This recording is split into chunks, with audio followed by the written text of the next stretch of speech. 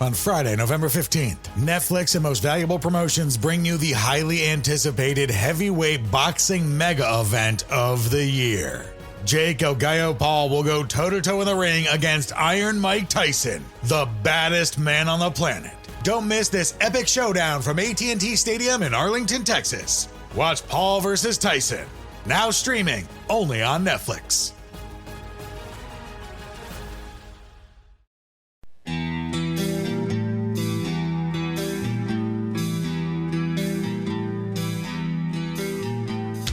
Bringing you an in-depth look at Penn State sports and more. This is the Steve Jones Show on News Radio 1070 WKOK.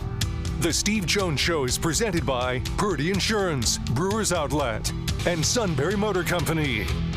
Now from the Sunbury Motor Studio, here's Steve Jones. Goodness for that focus group. They're the ones that came up with the name of the show. This half hour being brought to you by our good friends at Brewers Outlet, Reagan Street in Sunbury, the beverage supermarket, imports, domestics, microbrews, the best selection of beer anywhere. Wine coolers, waters, hot drink snacks. They roast their peanuts fresh and out every day. Pickle bar, led by my two personal favorites, the barrels and the dills. Indeed, second to none. Stock up now for a big weekend. At Brewers Outlet, Reagan Street in Sunbury, the beverage supermarket. Part of that big weekend, Ravens and Steelers. Pleased to be joined by Bo Smolka, who covers the Ravens. Bo, welcome back. Great to have you with us. Hi, good talking to you. Thanks for having me. Yeah, it should be pointed out, Eric DaCosta, just so you know, his daughter is in my class. So. Oh, that's right. She's up at Penn State. That's right. Yeah. And she's a terrific student. I mean, really good. All right, so let's start with this. The Kyle Hamilton situation. Where, to your knowledge, does it stand right now with him? Because I think he's one of the top 15 defenders in the league. Oh, I agree with that. I just got off the practice field. He's out there today, which honestly surprised me a little bit. But he is a tough dude. Mm-hmm. I think he's the kind of guy that's going to want to play, and you're going to have to kind of tie him down to keep him from playing. A week ago, I didn't think he was going to play this Sunday. Seeing him out here now, and we're not allowed to watch all of practice, but the fact that he's out there trying tells me he's going to give it a go. I suspect the Ravens will call him questionable. I think he'll be listed as limited on the injury report. I think he'll be questionable for the game. I think they're going to try to have him out there to some extent. He's probably not going to be 100%, but I think 70% Kyle Hamilton's better than some of the other options. So if I'm the Ravens, I'm encouraged by seeing him out there today. He won't be 100%, I don't think, but that's the latest. All right, so Kyle Hamilton is a player. When you're 6'2", or excuse me, I think he's 6'4", 6'4", have some speed, you can play him deep, you can play him in the box, and he knows how to play the game. He's not just an athlete running around out there. He can play. You see him all the time, Bo. How special is this guy? I think he's terrific. And, I know people talk about playing him deep. I've thought for 2 years now, I think they're a much better team when he plays near the line of scrimmage. Yep. They'll use him as like a dime linebacker. They'll play him as a slot defender. He is extremely good at doing things like diagnosing and breaking up these bubble screens and these jet sweeps, because he'll break a tackle or he'll get off a block. You try to block him at the line of scrimmage, it doesn't work, and then he's a very physical tackler. So time and again, you see these bubble screens set up to the outside, and he breaks his block and just blows up the play. I just think they're a better team with him playing near the line of scrimmage. He's also a rangy defender, like you said. He's 6'4" and he can cover. They use him all over the field, and so. But in my mind, they're better when he plays near the line of scrimmage. He's a terrific talent. Right. No, I agree. How have you felt about the Ravens' pass rush to this point of the season, Bo? Well, it's been fair. I mean, everything about this defense has been fair at best. Which is a pass surprise. Defense has been a mess all year. Yeah. The pass rush at times has looked okay, and at times it's kind of not gotten home. And if they're not getting there, and these quarterbacks are having time against this secondary, that's a problem. The edge rusher guys have been okay at times. Kyle Van Noy flashed a lot early in the year. He's kind of fallen off lately. Your guy Odafe Owe has had his moments, and then he's not there sometimes. It's been inconsistent from that group. In the interior, you got now he's called Nnamdi Madubuike, who is a really good interior defensive line pass rusher, and he had 3 sacks against Cincinnati. He had a big impact on that game.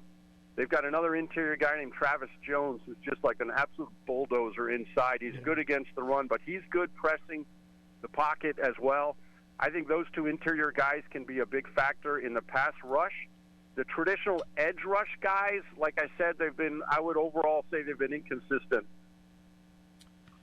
Okay, let me ask you about Roquan Smith. It's a huge acquisition when they got him, right? How's he played? Has he been all right? Has he been good? Has he been not quite as expected? Your thoughts? Last year, I thought he was better than they could have expected. I think it was terrific last year. I think he's regressed a little bit this year. He doesn't seem as active to the ball. I don't know what it is. He seems a touch slower to me, and I think others have agreed with that. I'll say this. He's still a very physical player.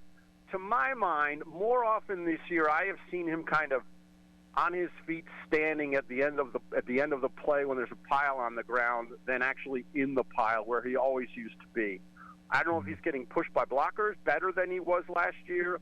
He has been less of a player this year than last year. He was great. When they traded for him, he was everything they could have hoped he would be.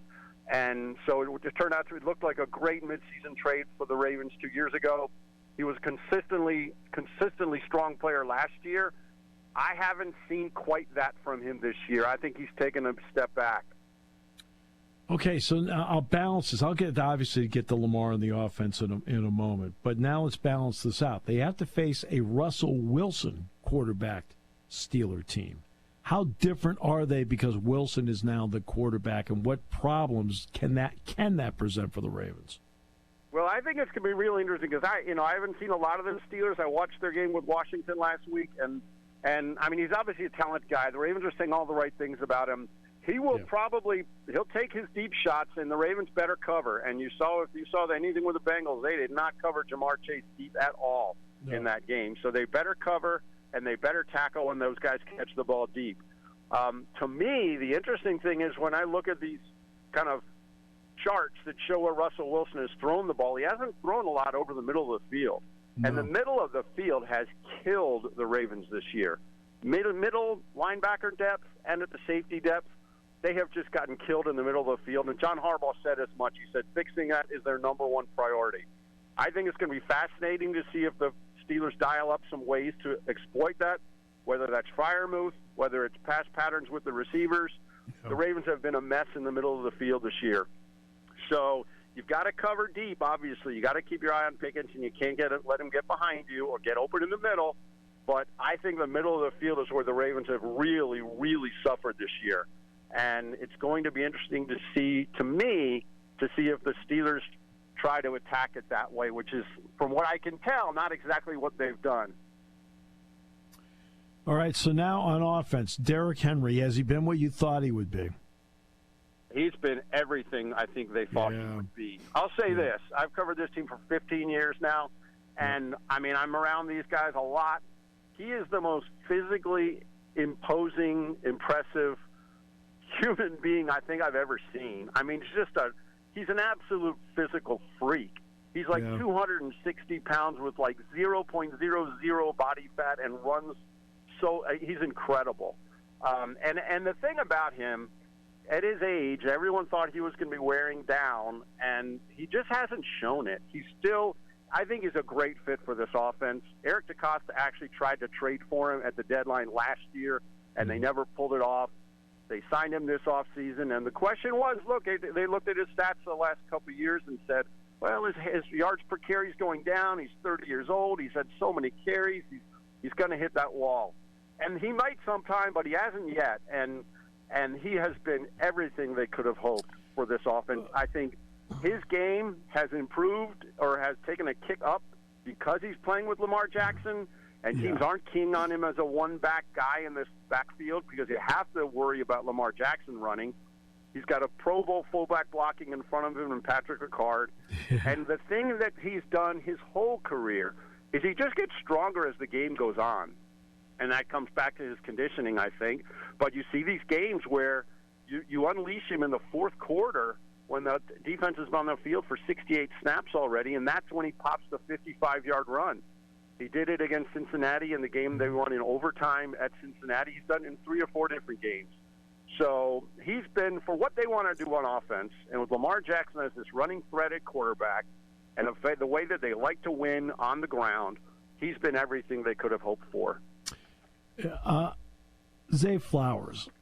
Look, there are some young players that could have gone through the AFC Championship game like he did last year, and it would have affected them for a while. What does it tell us about Zay Flowers that he's had the kind of season he's had to this point? Yeah, he made that fumble at the goal line is the one you're referencing in the game against the Chiefs, and I mean, everyone here has said from the time they drafted him, the guy's got a good head on his shoulders, and he is who he is. I don't think they ever worried about that, and to your point, it hasn't happened. He's the same guy, and to stay, he's a really dangerous receiver. He's really shifty.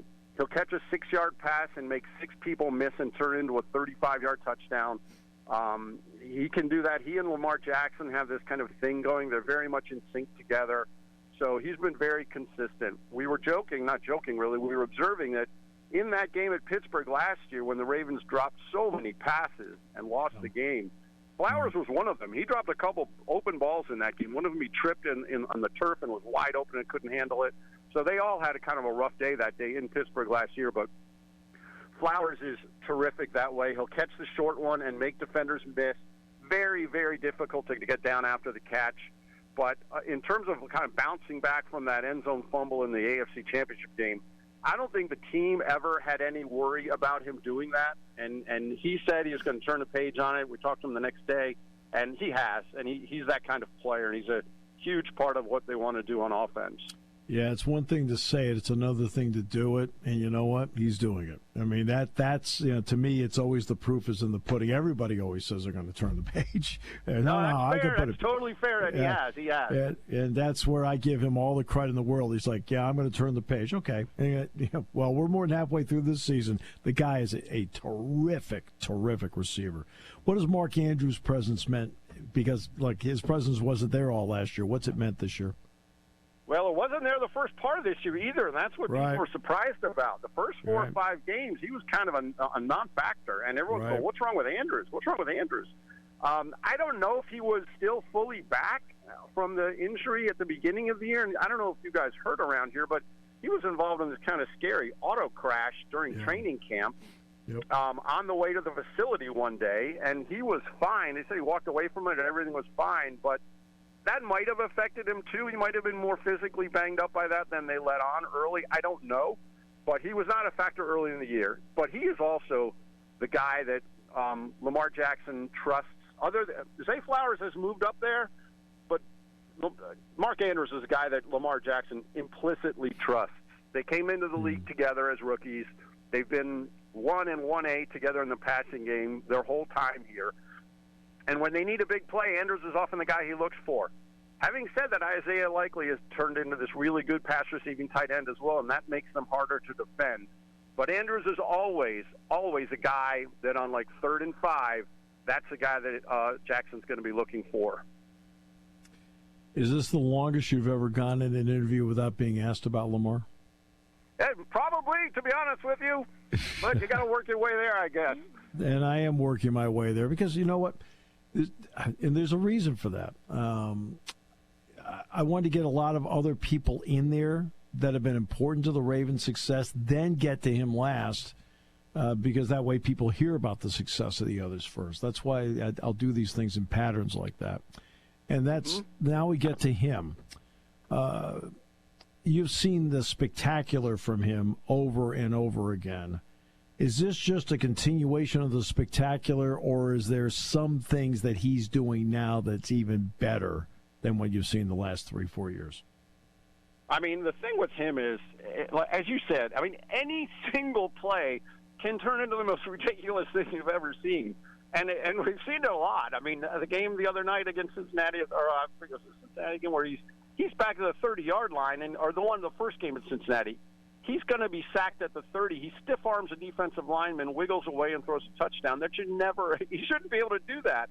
And the other one, he down the sideline and almost scores.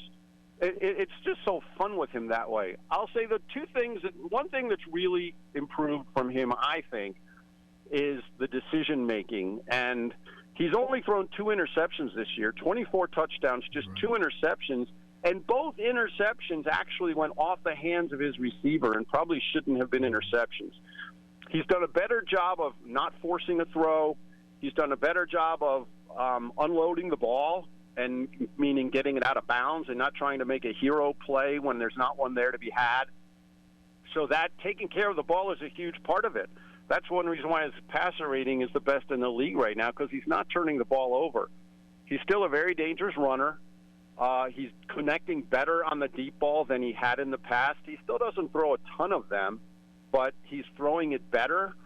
He's using more of the field better than he has in the past. He's handling the blitzes better, and that goes also back to making good decisions. So it's probably all related. He's also in his 6th or 7th year, and he said before, it's more mature for him now. It feels different. It feels slower. Everything looks, I want to say easy, but he diagnoses it better. It's just everything about it, being a 7th year versus a 2nd year, trying to do too much. But I think the decision-making and avoiding turnovers and just making the right kind of read and the right decision in the moment has been a big part of it. And he's got good players. I mean, you mentioned Zay Flowers has been a really good player. Andrews and Isaiah Likely are 2 really good tight ends. And now he's got Derrick Henry that also keeps defenses honest, because let's face it, if you have Derrick Henry in the backfield and your play-action game changes completely, because those safeties and linebackers, they have to be ready for Derrick Henry running the ball.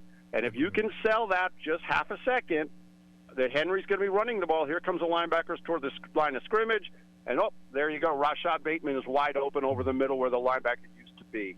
And not only that, but this year Jackson is hitting that guy in stride, and he's getting yardage after the catch instead of a ball that maybe is thrown behind him a little bit and disruptive. So that's the other thing. He's making the right passes to the right spot after the right decision. And I'm not saying he'll do that Sunday, because the Steelers defense has bothered him, but he's done that consistently this year. This is why I give him a lot of credit, because I give him a lot of credit for a lot of things. But they asked him about the Steeler issues over the years, and he says, I don't know. Well, that's a really honest answer. Like, I don't know. I mean, the only thing I can think of, Bo, is because they play him all the time. See, against they have 1 loss against an NFC team since he's been there. That's right. He's 23-1 in his career against the NFC. That was the Giants game where Saquon did the hook slide at the 3-yard line to close it out. But they only see him once every 4 years. So how do you get ready for somebody you don't really know? The Steelers at least know him, because I think with him, as crazy as it sounds, the way he moves, but if you can take the right angles on him, you can play him. And somehow the Steelers, I think, have figured out, quote, what angles to take against him and when to get him to throw it instead of run it. That's the only guess, and it's a guess on my part as to why. Yeah, I mean, it's interesting because he's missed several games against the Steelers for whatever reason. He's only started 4 of them, and he's missed a couple for injury. The one year he was hurt and missed both of them at the end of the year. He missed the 1 year when he had the COVID, and we played the game there on a Wednesday in December with all the replacement players. He missed one when they held him out for the playoffs, the last game of the season. So he's only started 4 games against them. I wrote this up earlier this week. He's 1-3 against them. The only other team he's got a worse record for is against the Chiefs. And his passer rating against the Steelers is worse than any team. So what's happening? Well, he's thrown some interceptions. Spillane picked them off on a pick 6 here a few years ago in one of the first plays of the game. And the pressure. The Steelers have sacked him 20 times in those 4 games. One of them they sacked him 7 times. So that's disrupted their offense. I think the pass rush, the pressure has been a consistent factor, obviously, for Pittsburgh. And Jackson and the passing game just hasn't handled it really well. A lot of teams don't. And that's been one of the things that's been a big factor, I think, in his play against Pittsburgh. And then last year, like I said, they just dropped balls. I mean, they just dropped passes. Andrews and Bateman dropped touchdowns on back-to-back plays. Yeah. Aguilar had a ball go through his hands. It was just one of those weird days. And you might remember the game a few years ago. The Ravens had a chance to win. Harbaugh goes for 2, and Andrews passed the 2-point conversion to Andrews is incomplete at the goal line. Right. But I think the pressure has been one of the biggest things. I think the Steelers' pressure has really been able to disrupt him. But again, he's only started 4 of the games against him, which is interesting. Bo, terrific. Really enjoyed it. Thanks so much for the time, the analysis, the insight. All right, you bet. Thank you for having me. Have a good day. You too. Bo Smolka joining us on the show today, brought to you by good friends at Brewers Outlet. Reagan Street in Sunbury, the beverage supermarket. Stock up for the weekend now. Imports, domestics, microbrews, the best selection of beer anywhere. Wine coolers, water, soft drinks, snacks. They roast their peanuts fresh and out every day. 6 great flavors of slushies. Pickle bar led by the barrels and the dills. Indeed, second to none here on News Radio 1070 WKOK. Party time, game time, or just fun time. Doesn't matter what time it is because it's Brewers Outlet time. The beverage supermarket has the area's largest beer selection. Imports, microbrews, ciders, and domestics. Pick from over 100 ice-cold 12-packs and dozens of 24-ounce singles. Soda, snacks, hot sauces, fresh roasted peanuts. Make it one-stop party shopping, and don't forget the pickle bar. So whatever you're celebrating or just doing it up, Brewers Outlet, Reagan Street, Sunbury wants to see you. And thank you for your years of patronage. Hi, this is Season. For over 100 years, the Purdy Insurance Agency has been protecting families and businesses of the greater Susquehanna Valley and beyond. With the experience of our trained and knowledgeable staff, you can rest assured that your needs will be evaluated and met by some of the industry's best representatives. No matter what your insurance needs are, call Purdy Insurance today at 570-286-5855. Visit our website at purdyinsurance.com or check us out on Facebook to see what we can do for you.